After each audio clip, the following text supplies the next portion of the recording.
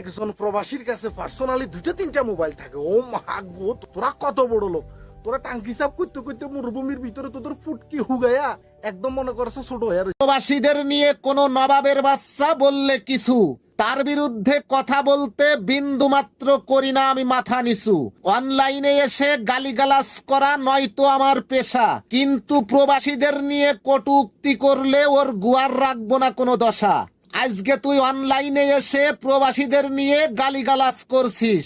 একজন প্রবাসী যে গাড়িটিটি করে প্রস্রাব করতে যায়, তোর 14 গোষ্ঠীর বিয়েতেও তার একটা গাড়ি ভাড়া করার ক্ষমতা নাই।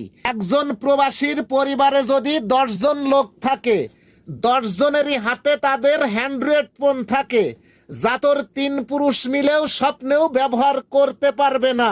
তুই তো বললি প্রবাসী কামলা রোদে কাজ করতে করতে পুটকি শুকাই যায়। এই কথাটা তুই ঠিক বলিস নাই। তুই ভালো করে খেয়াল করে দেখবি, 95% প্রবাসী।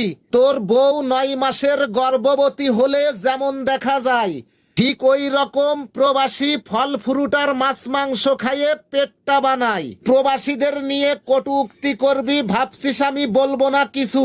এমন জায়গায় বাস ঢুকাবো তোর প্রবাসী বাপেদের করতে পারবি না কিছু।